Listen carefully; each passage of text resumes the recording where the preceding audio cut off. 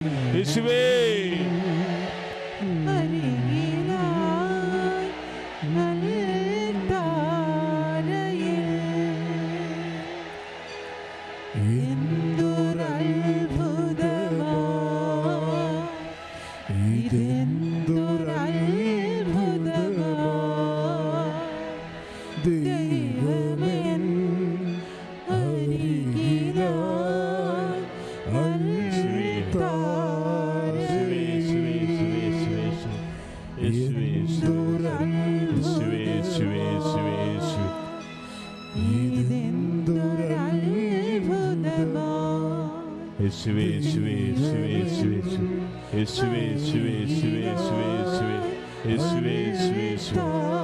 കരങ്ങൾ ഉയർത്തിക്കൊണ്ട് സ്തുതിക്കട്ടെ. ഹല്ലേലൂയ.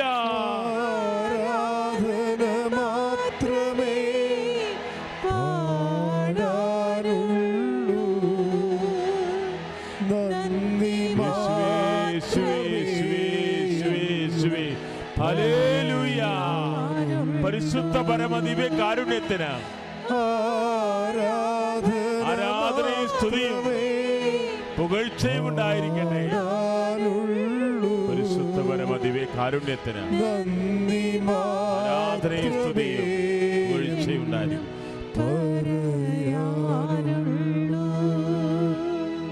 യേശുവേ ഹല്ലേലൂയ.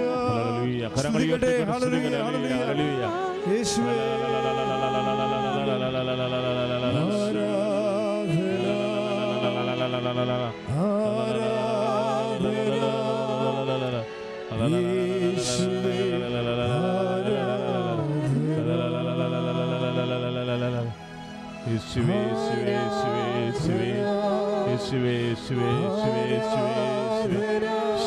കരങ്ങൾ വീശിക്കൊണ്ട് പരിശുദ്ധ പരമദിവ്യ കാരുണ്യത്തിന് എന്നേരും ആരാധനയും സ്തുതിഘോഷനായിരിക്കട്ടെ. സ്നേഹമേ സ്നേഹമേ ആരാധന. ചേർന്ന് പാടാം. ആരാധന ആരാധന യേശുവേ ആരാധന. എല്ലാവരും ചേർന്ന് ആരാധന ആരാധന സ്നേഹമേ ആരാധന. ഹല്ലേലൂയ ഹല്ലേലൂയ ഹല്ലേലൂയ. കരങ്ങൾ ഉയർത്തിക്കൊണ്ട് സ്തുതിക്കട്ടെ. അതിശക്തമായി സ്തുതിക്കട്ടെ. കർത്താവായ ദൈവമേ, ഉടമ്പടിയിൽ ഞങ്ങൾ സമർപ്പിച്ച നിയോഗങ്ങൾ, പരിശുദ്ധ മോശയോട് ഉടമ്പടി ചെയ്ത നിയോഗങ്ങൾ സ്തുതിക്കട്ടെ. ഹല്ലേലൂയ ഹല്ലേലൂയ ഹല്ലേലൂയ ഹല്ലേലൂയ ഹല്ലേലൂയ. കരങ്ങൾ ഉയർത്തിക്കൊണ്ട് സ്തുതിക്കട്ടെ. ഹല്ലേലൂയ. കർത്താവേ, ഞങ്ങളുടെ ഉടമ്പടി സമർപ്പിച്ച് പ്രാർത്ഥിക്കുന്നു. നമ്മുടെ പ്രാർത്ഥനകളെ സമർപ്പിച്ച് പ്രാർത്ഥിക്കുന്നു. നിബന്ധനകളെ സമർപ്പിച്ച് പ്രാർത്ഥിക്കുന്നു. നിയോഗങ്ങളെ സമർപ്പിച്ച് പ്രാർത്ഥിക്കുന്നു. കർത്താവിന്റെ കൃപയും ശക്തിയും അഭിഷേകവും ഈ ഏകദിന ഉപവാസ ഉടമ്പടി ധ്യാനത്തിൽ ഈ പരിശുദ്ധ കുർബാനയുടെ ദിവ്യമായ ആരാധന നിമിഷങ്ങളിൽ കൃപയ്ക്ക് മേൽ കൃപയായി ചൊരിയണമേ. ഹല്ലേലൂയ.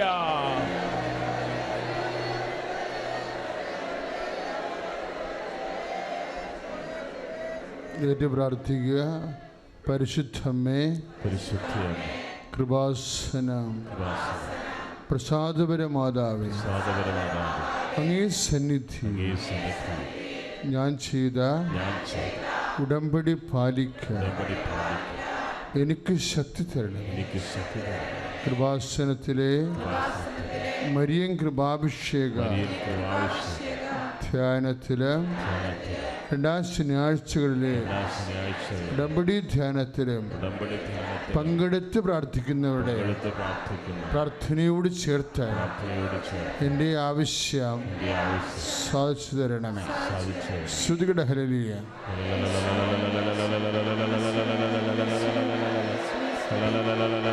കർത്താവായ ദൈവമേ, ഞങ്ങളുടെ ധ്യാനങ്ങളെ സമർപ്പിച്ച് പ്രാർത്ഥിക്കുന്നു.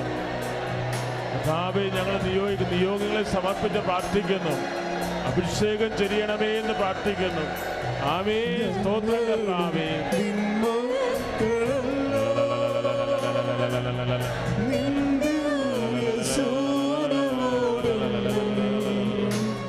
വീശിക്കൊണ്ട്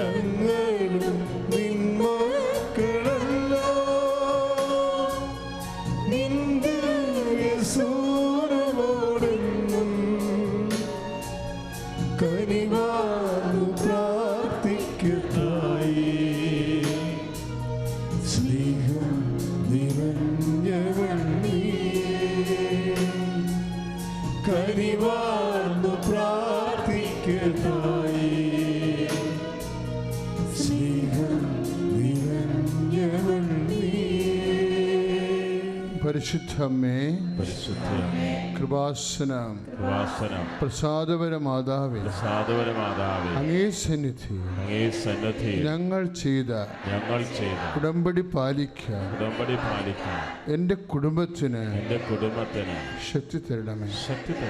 കൃപാസനത്തിൽ തിങ്കളാഴ്ചകളിലെ മരിയൻ ഉടമ്പടി ധ്യാനത്തിൽ പങ്കെടുത്ത് പ്രാർത്ഥിക്കുന്നവരുടെ പ്രാർത്ഥനയോട് ചേർത്ത് എൻ്റെ ആവശ്യം സാധിച്ചു തരണം. ശ്രുതിയുടെ ഹല്ലേലൂയ. കർത്താവേ, തിങ്കളാഴ്ചകളിൽ ഉടമ്പടി ധ്യാനത്തിൽ പങ്കെടുക്കുന്നവര്, മരിയൻ കൃപാഭിഷേക ധ്യാനത്തിൽ പങ്കെടുത്തു പോയിട്ടുള്ളവര്, കർത്താവേ, എല്ലാവരെയും സമർപ്പിക്കുന്നു. അവർ പരിശുദ്ധമോൾ ഈശോയുടെ ഉടമ്പടി ചെയ്ത നിയോഗങ്ങൾ സമർപ്പിച്ച് പ്രാർത്ഥിക്കുന്നു. കർത്താവേ, കൃപയ്ക്ക് മേൽ കൃപ അഭിഷേകമായി തീരണമേ. തത്സമയ കൃപകൾ, സൗഖ്യങ്ങൾ വർഷിക്കണമേ. ഹല്ലേലൂയ.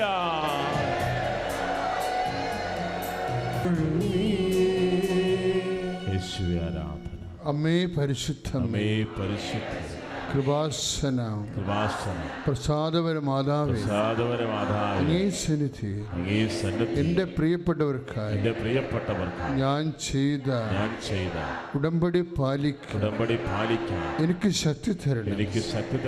കൃപാസനത്തിൽ ചൊവ്വാഴ്ചകളിലെ മരിയൻ ഉടമ്പടി ധ്യാനത്തിൽ ഉപവാസമെടുത്ത് പ്രാർത്ഥിക്കുന്ന സർവരുടെയും പ്രാർത്ഥനയോട് ചേർത്ത് എൻ്റെ ആവശ്യം സാധിച്ചു തരണം.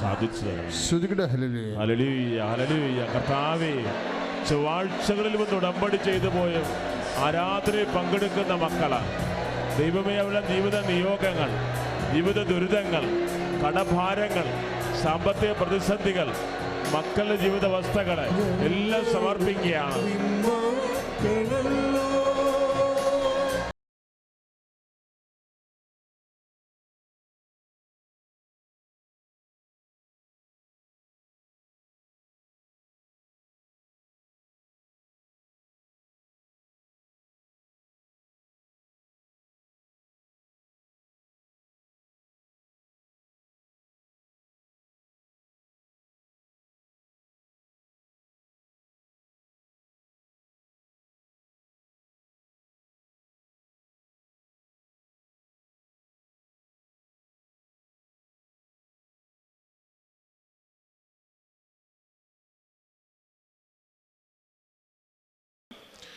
ചൊവ്വാഴ്ച വൈകിട്ടായപ്പോൾ ഞാൻ തിങ്കളാഴ്ച കഴിഞ്ഞ് ചൊവ്വാഴ്ച ആയപ്പോഴും ഞാൻ വിളിച്ചു ചോദിച്ചപ്പോൾ അവർ പറഞ്ഞ്, നിന്നെ ഇൻ്റർവ്യൂ ചെയ്യേണ്ട ആൾ ഇവിടെ ഇപ്പോൾ സ്ഥലത്തില്ല, ആൾ നാട്ടിലാണ്, ഇൻ്റർവ്യൂ നടക്കാൻ ഒരു ചാൻസസും ഇല്ല എന്ന് പറഞ്ഞു. അപ്പോൾ ആകെ ഉണ്ടായിരുന്ന ഹോപ്പും ഇല്ലാതെ ആയി എന്നെനിക്ക് ഉറപ്പായി.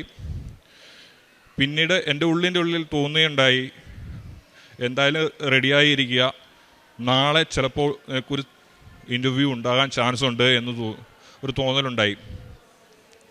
അതിനുശേഷം ഞാൻ രാവിലെ എഴുന്നേറ്റ് റെഡിയായിട്ടിരുന്നു. ഒരു 9 മണിയായപ്പോൾ കോള് വന്നു, ഇൻ്റർവ്യൂ നടക്കില്ല എന്ന് പറഞ്ഞെടുത്തു തന്നെ അരമണിക്കൂറിനുള്ളിൽ നിനക്കൊരു ഇൻ്റർവ്യൂ ഉണ്ടാവും എന്ന് പറഞ്ഞു.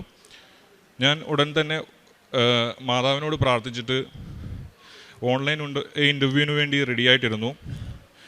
മാതാവിൻ്റെ കാശുരൂപവും ഉപ്പും വിതറി ഞാൻ ഓൺലൈൻ ഇൻ്റർവ്യൂവിന് ഇരുന്നു. അവർ ചോദ്യങ്ങളെല്ലാം ചോദിച്ചു, എനിക്കറിയാവുന്ന രീതിയിൽ ഞാൻ എല്ലാം പറഞ്ഞു. അവരെൻ്റെ അടുത്ത് പറഞ്ഞു, നീ ഇപ്പോഴും സെലക്ട് ആയിട്ടില്ല, ഒരു സെക്കൻഡ് റൗണ്ട് ടെസ്റ്റ് കൂടെ ഉണ്ട്, അത് കമ്പ്യൂട്ടർ ടെസ്റ്റ് ചെയ്യാനാണ്. അത് ഞാൻ ലൊക്കേഷൻ അയച്ചു തരാം, ഇവിടെ അടുത്ത് തന്നെയാണ്, നീ അവിടെ പോയി ആ ടെസ്റ്റ് അറ്റൻഡ് ചെയ്യണമെന്ന് പറഞ്ഞു. അവിടുന്ന് ഒരു മാനേജറുടെ നമ്പർ തന്നിട്ട് അതിൽ കോൺടാക്ട് ചെയ്യാൻ പറഞ്ഞു. മാനേജറെ കോൺടാക്ട് ചെയ്ത സമയത്ത് ആൾ പറഞ്ഞത് അവിടെ ആളെ സ്ഥലത്തില്ല, പകരം വേറൊരാളെ ഞാൻ ഏൽപ്പിച്ചിട്ടുണ്ട് എന്ന് പറഞ്ഞു. അവിടെ എത്തി ഞാൻ ടെസ്റ്റിന് ഇരുന്ന സമയത്ത് ഇരിക്കുന്നതിന് മുന്നേ ഞാൻ ആ സിസ്റ്റത്തിന് മുന്നിൽ ഉപ്പ് വിതറിയ ശേഷം വിശ്വാസ പ്രമാണം ചൊല്ലി ഉപ്പ് വിതറിയ ശേഷം ഞാൻ അവിടെ ടെസ്റ്റിനിരുന്നു. ആ സമയത്ത് തന്നെ HR അസിസ്റ്റൻറ്റിൻ്റെ കോൾ എനിക്ക് വന്നിട്ടുണ്ടായിരുന്നു. പക്ഷെ ഞാൻ ആ കോൾ അറ്റൻഡ് ചെയ്തിട്ടുണ്ടായിരുന്നില്ല. അതിനുശേഷം ടെസ്റ്റിന് എന്നെ ഇരുത്തി ടെസ്റ്റ് ഞാൻ ഇങ്ങനെ എനിക്കറിയാവുന്നതൊക്കെ ചെയ്ത് കാണിച്ചു. അതിനുശേഷം ആ ടെസ്റ്റ് ചെയ്യാനിരുന്ന ആൾ എനിക്ക് ഇങ്ങോട്ട് പറഞ്ഞു തരാൻ തുടങ്ങി. ഇങ്ങനെയൊക്കെയാണ് കാര്യങ്ങൾ ചെയ്യേണ്ടത് എന്ന രീതിയിൽ പറഞ്ഞു തരാൻ തുടങ്ങി. അപ്പോൾ ഇതൊക്കെ പറഞ്ഞ് തന്നതിന് ശേഷം ഞാൻ ഇതെല്ലാം ചെയ്ത് കഴിഞ്ഞ് പുറത്തിറങ്ങിയപ്പോൾ ആ മാനേജർ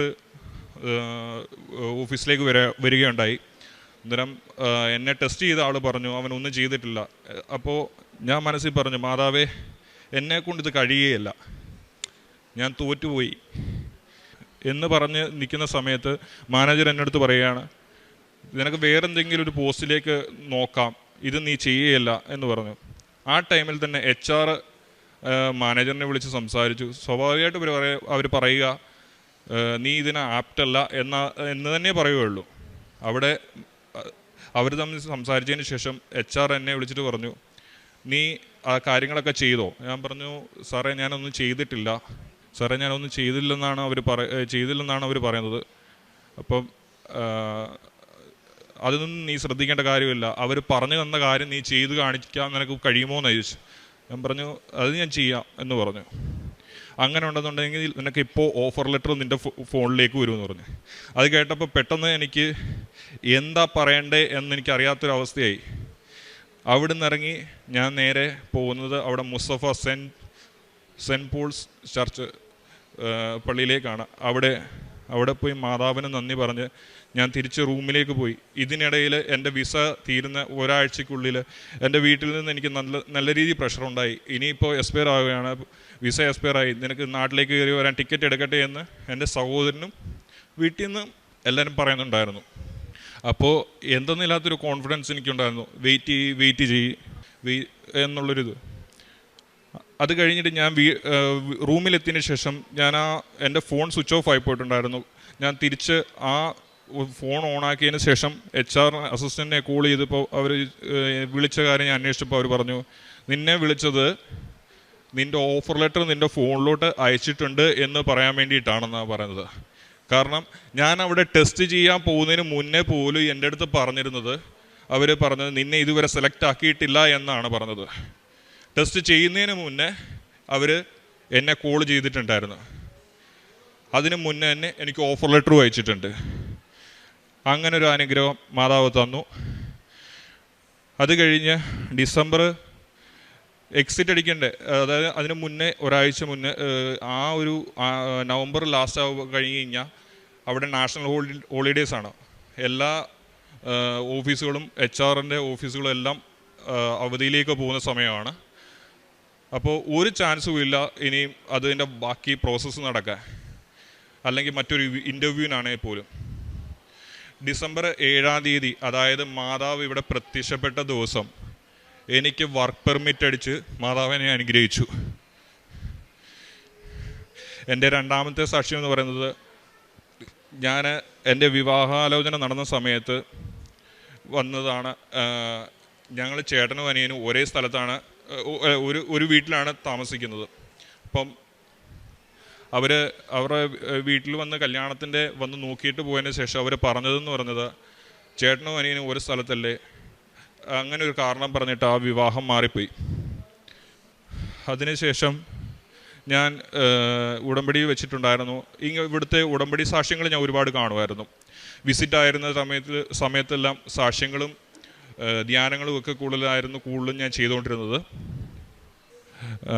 ആ സമയത്ത് എനിക്ക് ഒരു സാക്ഷ്യത്തിൽ കേൾക്കാനിടയായി,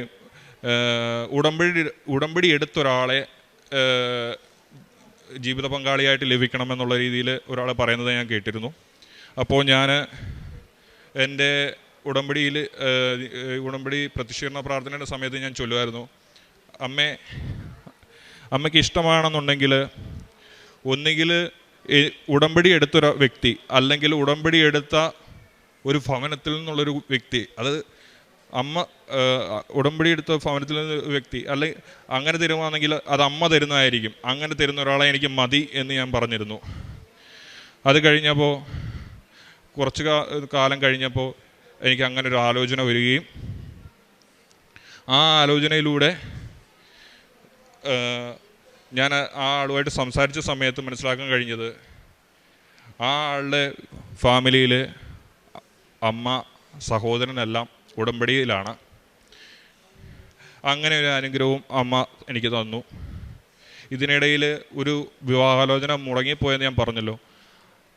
ഞാൻ മറന്നുപോയൊരു കാര്യമാണ് സ്ഥലം, വീട് എന്നുള്ളത്. അതും ഈ ഉടമ്പടി എടുത്ത് ജോലി എനിക്ക് കിട്ടി ഒരു 5 മാസത്തിനുള്ളിൽ അമ്മ എനിക്ക് ക്രമീകരിച്ച് തന്നു. ഉടമ്പടിയിലൂടെ പിന്നെ എനിക്ക് ഒരു രോഗസൗഖ്യം ഉണ്ടായിട്ടുണ്ട്. എൻ്റെ ചെവിയിൽ നിന്ന് വെള്ളം വരുന്നൊരവസ്ഥയുണ്ടായിരുന്നു. അതും ഇവിടുന്നുള്ള തൈലം, ഉടമ്പടി ഉപ്പ് ഇതൊക്കെ ഉപയോഗിച്ചതിൻ്റെ ഫലമായി മാറിക്കിട്ടുകയുണ്ടായി. എനിക്ക് ആത്മീയപരമായിട്ടുള്ള കാര്യങ്ങളാണെങ്കിൽ ഞാൻ കുർബാനയ്ക്ക് ഞായറാഴ്ചകളിൽ മാത്രം പോയിക്കൊണ്ടിരുന്ന ആളാണ്. അത് പ്രസംഗത്തിൻ്റെ സമയം കഴിഞ്ഞിട്ടാണ് കയറിക്കൊണ്ടിരുന്നത്. അതിൽ നിന്നൊക്കെ എന്നെ മാതാവ് ഒന്നല്ല ദുബൈ പള്ളിയിൽ 1, 2, 3 കുർബാനയോളം ഒരു ദിവസം എന്നെ കാണാൻ അമ്മ ഒരുക്കിയിട്ടുണ്ട്. പിന്നെ വചനങ്ങൾ പഠിക്കാൻ എന്നെ അമ്മ അനുഗ്രഹിക്കുന്നുണ്ട്. മറ്റുള്ള പ്രേക്ഷിത പ്രവർത്തനമായിട്ട് ഞാൻ ചെയ്യാറുള്ളത് പത്രങ്ങൾ ഇവിടുന്ന് കൊണ്ടത് അവിടെ കൊടുക്കാറുണ്ട്. സാക്ഷ്യങ്ങളും ധ്യാനങ്ങളും ഞാൻ ഷെയർ ചെയ്യാറുണ്ട്. പിന്നെ ഈ വചനങ്ങൾ ഞാൻ സ്റ്റാറ്റസ് ഇടാറുണ്ട്. എല്ലാ ആഴ്ച കുർബാനകളും കുമ്പസാരങ്ങളും, അതായത് ആഴ്ചയിൽ 2 ആഴ്ച കൂടുമ്പോൾ ഞാൻ കുമ്പസാരിക്കാറുണ്ട്. ഇത്രയും അനുഗ്രഹങ്ങൾ തന്ന അമ്മയ്ക്കും ഈശോയ്ക്കും 1000 നന്ദി. ഈ അൾത്താരെ കയറി സാക്ഷ്യം പറയാൻ അനുവദിച്ച അമ്മ മാതാവിനും തിരുക്കുമാരനും പരിശുദ്ധാത്മാവിനും ഞാൻ നന്ദി പറയുന്നു. ആദ്യമായിട്ട് എൻ്റെ പേര് ശ്രീജ അനൂപ്, എറണാകുളം പുത്തൻകുരിശിൽ നിന്ന് വരുന്നു. ഞാൻ ഉടമ്പടി എടുത്തത് ജൂലൈ 30. എൻ്റെ ഒരു വിസയിലുള്ള പ്രശ്നം കൊണ്ടാണ് ഞാൻ ഉടമ്പടി എടുത്തത്. 66ാമത്തെ ദിവസം ഇന്ന് എനിക്ക് പാസ്പോർട്ട് കിട്ടി, വിസ അടിച്ച് ജർമ്മനിയിലേക്കുള്ളതാണ്. ആദ്യമായിട്ട് എനിക്ക് പറയാനുള്ളത്, ഞാൻ മാതാവിനെക്കുറിച്ച് അറിഞ്ഞത് 2023 അന്നേരം ഞാൻ ഇസ്രായേലിൽ വർക്ക് ചെയ്യുമായിരുന്നു. അവിടെ കെയർ ഗിവറായിട്ട് വർക്ക് ചെയ്യായിരുന്നു. അന്നേരമാണ് മാതാവിനെക്കുറിച്ച് അറിഞ്ഞതും. അന്ന് മുതൽ ഞങ്ങൾ യൂട്യൂബിൽ സാക്ഷ്യങ്ങളൊക്കെ ദിവസം കേൾക്കുകയും രാവിലെയും വൈകിട്ട് പ്രാർത്ഥിക്കുകയും ഉടമ്പടി ഷെയർ ചെയ്യുകയും എല്ലാം ചെയ്യുമായിരുന്നു. അങ്ങനെ ഞാൻ ജർമ്മനിയിലേക്ക് പോകാൻ വേണ്ടി പഠിക്കാനായിട്ട് സ്റ്റാർട്ട് ചെയ്യുകയും അതുവഴി ഞങ്ങൾ എക്സാം ഫസ്റ്റ് 3 മൊഡ്യൂൾ അറ്റൻഡ് ചെയ്ത് അത് ഫസ്റ്റ് അറ്റംപ്റ്റിൽ തന്നെ എനിക്ക് പാസ്സാകാൻ സാധിച്ചു. ഞാൻ ഉടമ്പടി വസ്തുവായ ഉപ്പ് വെച്ച് എക്സാം പേപ്പറിൽ ഇട്ട് പ്രാർത്ഥിക്കുകയും അങ്ങനെ സബ്മിറ്റ് ചെയ്ത് ഞാൻ 3 സബ്ജക്റ്റിനും ഫസ്റ്റ് അറ്റംപ്റ്റ് തന്നെ പാസ്സായി. എൻ്റെ കൂടെ ഉണ്ടായിരുന്നവരൊക്കെ തോറ്റുപോയായിരുന്നു. പിന്നെ അതിനുശേഷം ഞങ്ങൾ എൻ്റെ കൂട്ടുകാരൊക്കെ ഡ്രോപ്പ് ചെയ്യുമെന്ന് പറഞ്ഞതുകൊണ്ട് ഞാനും കൂട്ടില്ലാത്തത് കൊണ്ടെന്നാൽ വേണ്ടാന്ന് വെച്ചു. പക്ഷേ പിന്നെയും മാതാവിൻ്റെ ഹിതം എനിക്കത് മുന്നോട്ട് കൊണ്ടുപോകാമെന്നുള്ളത് തന്നെയായിരുന്നു. പിന്നെ ഞാൻ എൻ്റെ ഫ്രണ്ട്സ് വഴി സ്പീക്കിങ്ങിൻ്റെ അറ്റംപ്റ്റ് ചെയ്യുകയും അതും മാതാവിൻ്റെ കൃപയാൽ ഫസ്റ്റ് അറ്റംപ്റ്റിൽ തന്നെ എനിക്ക് പാസ്സാകാനും സാധിച്ചു. നല്ലൊരു ഏജൻസിയെ കണ്ടുപിടിക്കാനും പ്രോസസ്സിങ് വളരെ സ്മൂത്തായിട്ട് കൊണ്ടുപോകാനായിട്ടും സാധിച്ചു. അപ്പോൾ അവർ പറഞ്ഞു, ഇനി 2 ആഴ്ചയും കൂടെ ഉള്ളൂ, പ്രീ അപ്രൂവലിന് വെച്ച് നിനക്ക് നാട്ടിലേക്ക് പൊക്കോ, 2 ആഴ്ചയ്ക്കുള്ളിൽ കയറി പോകാൻ ജർമ്മനിക്ക് പറ്റും വിസയ്ക്ക് വെച്ചെന്ന് പറഞ്ഞു. അതിന് ശേഷം ഞാൻ റിസൈൻ വയ്ക്കുകയും നാട്ടിൽ വരികയും ചെയ്തു. എനിക്കൊരാഗ്രഹം ഉണ്ടായിരുന്നു, ഞാൻ എന്ന് ഉടമ്പടി എടുക്കണമെന്ന് എൻ്റെ ഹസ്ബൻഡിൻ്റെ ഒരു പൂർണ്ണ സമ്മതത്തോടു കൂടി എടുക്കണമെന്ന് ഒരാഗ്രഹം ഉണ്ടായിരുന്നു. അങ്ങനെ ഞാനത് പോകുന്നതിന് മുമ്പ് എങ്ങനെയും എടുക്കണം, ജർമ്മനിക്ക് പോകുന്നതിന് മുമ്പ് എടുക്കണം എന്നൊക്കെ വിചാരിച്ചിരുന്നു. അങ്ങനെ ഞാൻ ഇരിക്കുമ്പോൾ വിസയ്ക്ക് വെച്ചതിന് ശേഷം എനിക്ക് 30 ദിവസമായിട്ടും എനിക്ക് മാത്രം വിസ വന്നില്ല. അപ്പോൾ അതിനെക്കുറിച്ച് എനിക്ക് എന്ത് അനുഗ്രഹങ്ങൾ വന്നാലും അതൊക്കെ ഒരു ചൊവ്വാഴ്ച ദിവസവും 6 എന്നൊരു ദിവസത്തിനൊക്കെയായിരുന്നു വന്നുകൊണ്ടിരുന്ന ഡേറ്റിൽ.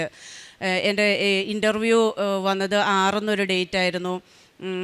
പിന്നെ അതുപോലെ തന്നെ എൻ്റെ ഓരോ കാര്യങ്ങളും ഓരോ അപ്ഡേഷൻ എനിക്ക് മാതാവിൽ നിന്ന് കിട്ടുന്നതൊക്കെ ഈ ചൊവ്വാഴ്ച ദിവസങ്ങളായിരുന്നു. അങ്ങനെ ജൂലൈ 29 എനിക്ക് ഒരു മെയിൽ വരികയാണ്, നിനക്ക് വിസ അടിച്ചു തരുന്നതല്ല, നിൻ്റെ എക്സാം അറ്റൻഡ് ചെയ്തിട്ട് 1 വർഷത്തിനുള്ളിലുള്ള എക്സ്പയറി ഡേറ്റ് കഴിഞ്ഞു പോയിരിക്കുന്നു, നീ ഒന്നും കൂടെ B1 എക്സാം അറ്റൻഡ് ചെയ്യണം, അല്ലെങ്കിൽ നിനക്ക് വിസ അടിച്ചു തരില്ല. സാധാരണ ഇന്നേ വരെ അങ്ങനെ പാസ്പോർട്ട് ഹോൾഡ് ചെയ്ത് എംബസിയിൽ നിന്ന് ഒരു മെയിൽ അങ്ങനെ ആർക്കും വന്ന് ഞാൻ കേട്ടിട്ടില്ല. ആ പാസ്പോർട്ട് അത് ഹോൾഡ് ചെയ്ത് വെച്ചേക്കുമായിരുന്നു. അപ്പം ഞാനത് മെയിൽ വന്നതോടുകൂടി ഞാൻ ആകെ തകർന്നു പോയി. പിന്നെ മുൻപോട്ടേക്ക് ഒരു വഴിയില്ല, ഒരു എക്സാം ഡേറ്റ് പെട്ടെന്ന് കിട്ടുക എന്ന് പറയുന്നത് നടക്കണ കാര്യമല്ല. എല്ലാം കൊണ്ടും ആകെ നിലച്ചു പോയൊരു മട്ടായിപ്പോയി. ഞാൻ ഒത്തിരി സങ്കടപ്പെട്ടു. അപ്പം ഞാൻ ഹസ്ബൻഡിനോട് പറഞ്ഞു, എനിക്ക് ഒന്നേ വേണ്ടുള്ളൂ, എനിക്ക് നാളെ രാവിലെ നേരം വെളുക്കുമ്പോൾ കൃപാസനത്തിൽ പോകണം, ഉടമ്പടി എടുക്കണം. അങ്ങനെ വെളുപ്പിനെ തന്നെ വന്ന് ഞാനിവിടെ 5:30 ആയപ്പോൾ ഇവിടെ വന്നിരുന്ന് മാതാവിൻ്റെ അടുത്ത് നിന്ന് കുറേ കരഞ്ഞു. ഞാൻ ഒന്നേ പറഞ്ഞുള്ളൂ, മാതാവേ എനിക്ക് വിസ കിട്ടണം, ഒരു എക്സാം ഇനി അറ്റൻഡ് ചെയ്യാനായിട്ട് ഇടവരുത്തരുത്. അങ്ങനെ പ്രാർത്ഥിച്ചു. വേറെ ഒന്നും എൻ്റെ മനസ്സിൽ വന്നില്ല, അത് പ്രാർത്ഥിച്ചു. ഞാൻ മാതാവിൻ്റെ അടുത്ത് എനിക്ക് എന്തെങ്കിലും ഒരു അടയാളം തരണമേ മാതാവേ, എനിക്കിത് മുന്നോട്ട് കൊണ്ടുപോകാൻ പറ്റുമെന്നുള്ളതിനെന്ന് പറഞ്ഞു. എനിക്ക് മുകളിൽ ചെന്നപ്പോൾ എനിക്ക് ടോക്കൺ കിട്ടിയത് 56 എന്ന് പറഞ്ഞൊരു നമ്പറായിരുന്നു. അപ്പോൾ അതിലൊരു 6 കണ്ടപ്പോൾ എനിക്കൊരു വളരെ ഒരു ആശ്വാസം തോന്നി. എന്തുകൊണ്ടോ അതെനിക്കൊരു അടയാളമായിട്ട് ഞാൻ വിശ്വസിച്ചു. ഇവിടെ നിന്ന് പോയി ഉടമ്പടിയൊക്കെ എടുത്ത് പോയി. ഇപ്പം തന്നെ പകുതിയിൽ 3/4 എനിക്ക് ആശ്വാസമായി.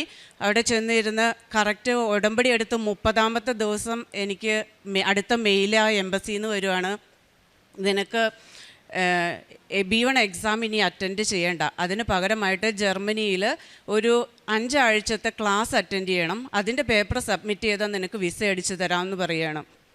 അങ്ങനെ പിന്നെ അതിൻ്റെ പുറകെ കുറേ അനഞ്ഞു. ഒത്തിരി വൈകിയാണ് ഞങ്ങൾക്ക് അതിൻ്റെയൊക്കെ കിട്ടിയത്. അങ്ങനെ ആഴ്ചയിൽ 18 മണിക്കൂർ ഉള്ള ക്ലാസ്സായിരുന്നു. അങ്ങനെ അവർ ജർമ്മനിയിലുള്ള ഏജൻസിക്കാരൊക്കെ ഒത്തിരി അന്വേഷിച്ചിട്ടാണ് കിട്ടിയത്. ഇത്തിരി ദൂരം ഉണ്ടെങ്കിലും അവസാനം അത് കണ്ടുപിടിക്കുകയും അത് സബ്മിറ്റ് ചെയ്യുകയും ചെയ്തു. അങ്ങനെ ഇന്ന് 66ാമത്തെ ദിവസം ഉടമ്പടി എടുത്തിട്ട് 66ാമത്തെ ദിവസം വിസ കിട്ടി. എനിക്ക് പാസ്പോർട്ട് ഇന്നാണ് കയ്യിൽ വന്നത്. ഞാൻ മാതാവിനെ കാണിച്ചിട്ടേ അത് തുറക്കത്തുള്ളൂ എന്ന് പറഞ്ഞിരുന്നു. ഇവിടെ വന്ന് മാതാവിനെ കാണിച്ച് മാത്രമാണ് ഞാൻ പാസ്പോർട്ട് നോക്കിയുള്ളൂ. എനിക്ക് വിസ അടിച്ചു. അതുപോലെ തന്നെ ഞാൻ മാതാവിനോട് പറഞ്ഞിരുന്നു, മാതാവ് ഉടമ്പടി എടുത്ത അന്ന് മുതൽ ഒരു നേരം ഉപവാസം ഞാൻ എടുത്തോളാം, എന്ന് എൻ്റെ പാസ്പോർട്ട് കൈ കിട്ടുന്നു അതുവരെ ഞാൻ എടുത്തോളാം എന്ന് നേർന്നിട്ടുണ്ടായിരുന്നു. അതുപോലെ തന്നെ അതും പാലിച്ചിരുന്നു. ഇത്രത്തോളം എന്നെ വഴി നടത്തിയ അമ്മ മാതാവിനും തിരുക്കുമാരനും പരിശുദ്ധാത്മാവിനും നന്ദി പറയുന്നു. പ്രേക്ഷിത പ്രവർത്തനങ്ങളായിട്ട് ഞാൻ പത്രം മേടിച്ച് ഉടമ്പടി എടുത്തതിന് ശേഷം 2-3 പ്രാവശ്യം ഇവിടെ വന്നിട്ടുണ്ടായിരുന്നു. ഓരോ പ്രാവശ്യം 2-3 കെട്ടും പത്രം വീതം വെച്ച് ഞാൻ എല്ലാവർക്കും കൊണ്ടുപോയി കൊടുക്കുകയും ചിൽഡ്രൻസ് ഹോമിൽ പോയിട്ട് അവിടെ പിള്ളേർക്ക് ഫുഡ് കൊടുക്കുകയും അവരുടെ കൂടെ ടൈം സ്പെൻഡ് ചെയ്യുകയും വൃദ്ധസദനത്തിൽ പോവുകയും അതുപോലെ തന്നെ എന്നോട് സഹായം ചോദിച്ച് വരുന്ന ആരെയും വെറും കൈയോടെ ഞാൻ വിടാറില്ല. എൻ്റെ ഇസ്രായേലിൽ വർക്ക് ചെയ്തിരുന്നപ്പോഴാണെങ്കിലും അവിടുന്ന് എനിക്ക് കിട്ടുന്ന സാലറിയിൽ നിന്ന് ഒരു 0.5 ഞാൻ എന്നും പ്രേക്ഷിത പ്രവർത്തനത്തിനായി മാറ്റിവെച്ചിരുന്നു. തിരുക്കുമാരനും മാതാവിനും പരിശുദ്ധാത്മാവിനും നന്ദി പറയുന്നു.